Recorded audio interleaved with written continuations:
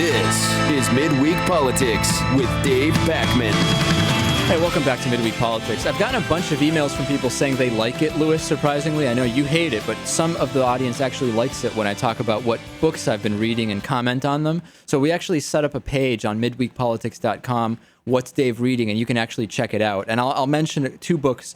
I recently finished up Looking Glass War by Jean Le Carré. Highly recommended. Not one of his most popular books, but excellent. Excellent. Highly recommended. Right now I'm reading Pandora's Star by Peter F. Hamilton. I'm also reading Henning Mankell Mystery. I'm actually reading it in Spanish. I decided to buy it in Spanish. It's 750 pages in Spanish. And I said, this is much longer than these books normally are. Let's see what the English one is. It's like 350 pages. I'm sure some of it is that, the typeface is different or the margins are different. But I don't know. It seems like the Spanish version must be particularly verbose, no? Would you agree with that, Louis? A bit more descriptive? I don't know if that's the case. Something about they're all translated from Swedish, so the translation must just be a little bit more verbose. That's the only thing I can think of.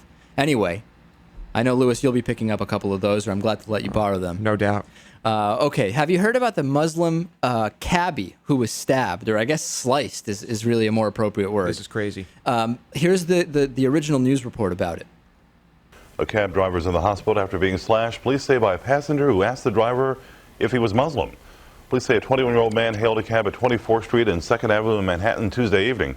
Police say the passenger asked the driver if he was Muslim, and when the driver said yes, the passenger pulled a knife and slashed him in the throat, arm, and lip. The 43-year-old driver was able to lock the passenger in the back of the cab and call 911.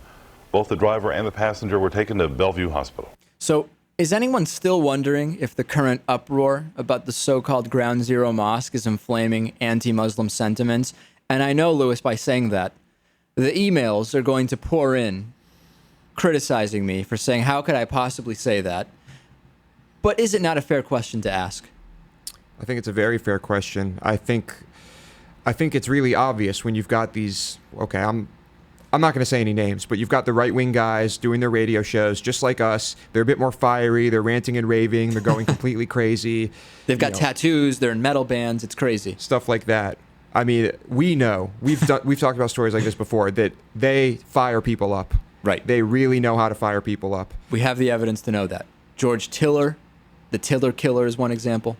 Go on. And just general media coverage, too, is enough to drive people crazy. Well, the guy's name is Michael Enright. He's 21 years old. Ahmed Sharif is the victim cab driver. The charges are second-degree attempted murder as a hate crime, first-degree assault as a hate crime, and fourth-degree criminal possession of a weapon. The lawyer said about Michael Enright, he's terrified. He's shocked at the allegations. He's just trying to cope with it right now.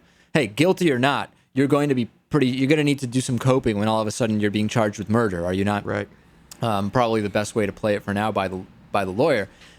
What other shoe could possibly drop, Louis, that would change our outlook on this? I mean, it seems, well, number one, whether or not it was because the guy was a Muslim that he was slashed by Michael Enright, we don't know. It's very weird to ask that, exchange a couple of more pleasantries, and then attack him. Now, here's where it gets interesting. This guy, Michael Enright, actually volunteers for Intersections International. It's a group that works with Muslims and other religious groups to further understanding and so on and so forth. And Enright actually works with the group's Veteran-Civilian Dialogue program.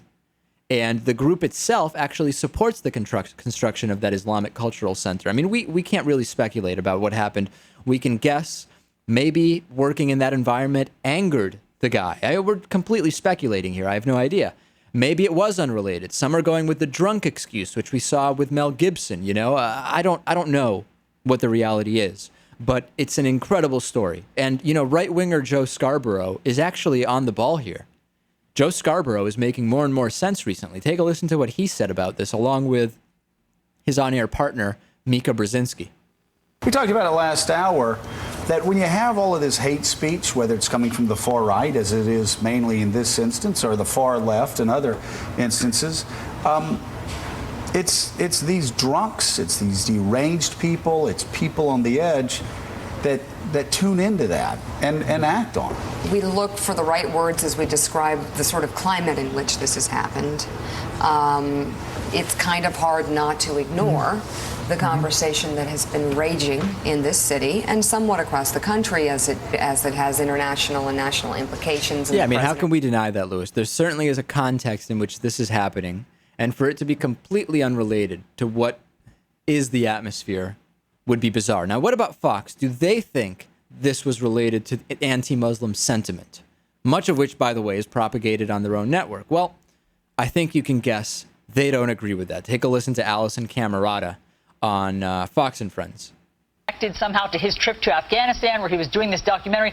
What it turns out is that this kid was just very drunk. He flew, it appears that he flew into this drunken rage. Now, why he asked if the driver was Muslim, why they had that exchange in Arabic, only he knows. But it seems like this kid has struggled with alcoholism. He's had a history of dust-ups with the NYPD, minor but all alcoholism related, and that's what is probably behind this. Nothing to do with anti-Muslim sentiment. Well, of course not. Nothing to do with that. And then here's Laura Ingraham flipping out on a guest when he brings it up. This was when she was filling in on the O'Reilly Factor. Take a listen. That a cab driver was stabbed when he told the passenger that he was Muslim. All right, well, we don't know the details. Well, I'm throwing out examples like that. We don't know the but I have to tell you details of that, something. Scott. It's building. Well, let me tell you. We should tone this down. You want to do an anecdote like that? I'm going to throw down a dueling anecdote. No, I'm going to keep the temperature up. All right, so she certainly doesn't like that. We'll see what more information we get on this. It would be great if we can actually hear something from the actual attacker about what his motivation was and what was the deal with that conversation and that question to the Muslim driver, right? Right. Hopefully next week we've got more on this. Midweek Politics is made possible in part by CSR Wire, the corporate social responsibility newswire at csrwire.com, by DIF Design, specializing in custom business websites at difdesign.com. To find out more about underwriting Midweek Politics, visit midweekpolitics.com.